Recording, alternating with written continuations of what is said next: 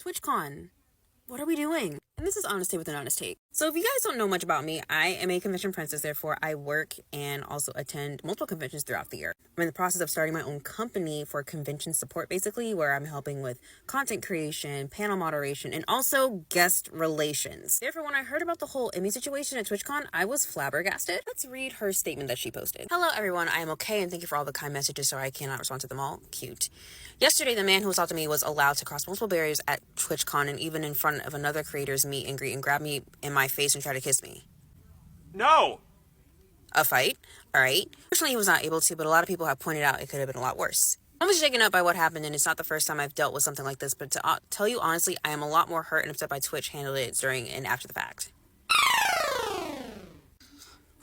Okay, I have a feeling where this is probably gonna go. Like I said, I don't understand how he was allowed to make it to me in the first place. The security in the clip who reacts is my own security. It's my favorite and usual security guard was banned from holding a stalker's arm to bring him to the police at past TwitchCon. What? You guys already have strikes against you? Seriously? However, there were at least 3 or 4 other TwitchCon security staff in the area who did not react and let the guy walk away, as you can see in the clip, since they did not even appear in the frame. The woman who was walking me away is my own personal manager, and behind the booth, the only 2 people who were checking on me and comforting me were her and my friend. None of the TwitchCon staff came to ask what happened or if I was okay.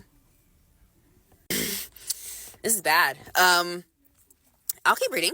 My friend who was present told me Twitch security were also behind the booth afterwards, joking about how they didn't even see what happened, immediately laughing and moving on to talking about something else. Bombastic side eye. I don't think I need to read anymore. Wow.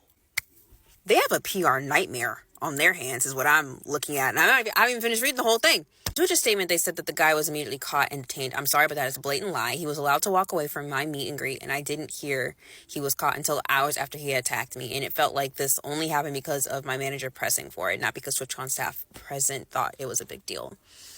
Letting him walk away was a lot. This is about to be really messy because this is a woman creator on Twitch that has a giant following. And I know this is not the first time something like this has happened at TwitchCon. You guys, again, sorry you all had to see that. This is definitely my last TwitchCon. And it's not anything to say as a 10-year off and on attendee of TwitchCon. I think other creators should seriously consider not attending in the future. And that's the statement you don't want to hear. So a lot of things. So where was the guest relations personnel? Where was the safety personnel? Apparently they were laughing in the background, but still. Also, you banned her personal security guard because of him having to basically detain someone from harassing her at the last TwitchCon. That's an automatic red flag for me. So this creator has a history of being assaulted and stalked, and you didn't take proper precautions for that? Let me find TwitchCon's statement, actually, because I want to see what they had to say. Found their original response on Twitter. I refuse to call it X. They also said before that post, it's really important to us that our creators enjoy their experience at TwitchCon and feel safe. We regret that their experience was disrupted by this horrible incident. Okay. Where's the statement where you guys admit fault? Because I'm not seeing it. Also, I just found a video of what happened. It's crazy that the security didn't immediately jump in there because her security guard pushed that man. Whoa. Then apparently she came back to finish her meet and greet line. Wow, girly. A statement from the Twitch CEO that I found says that the challenge we face is a challenge in today's society. It's not limited to Twitch. It extends throughout our society. I'm not saying he's wrong about that. He's correct. The thing that I don't understand, Twitch is highly aware of what sections of their audience is like, especially when it comes to that audience's reactions to their woman streamers. Anyone that's in fandom culture is aware of this. I do think that when you're live streaming it in many ways that you control your community and you can ban people, you can make it so that those people who don't want engaging with you and persistent with you aren't there. IRL is not the same thing as streaming. Just want to let you know about that. Happened yesterday, obviously, was something that we care deeply about. Securing this environment, we're looking very closely at everything that happened there, and I care deeply about Emmy's a friend of mine, so I want to see how we can support her. I think you've already lost the ball with the support part, to be quite honest, because she already released her statement and her feelings about it. Now, here's where I would have done things a little bit differently.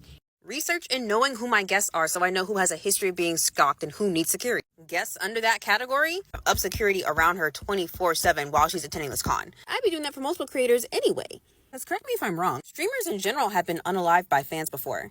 Fandom people can be psychotic. That is not new information. That is something that we are all aware about. If we are aware of this kind of information, why was there no security in that area in that line? Or guest relations on a walkie? The first rule of every convention is safety. So now, due to lack of forethought, you got a PR boo-boo. You trying to put a band-aid on without Neosporin. And based on all of these statements, it can be read negatively by the audience.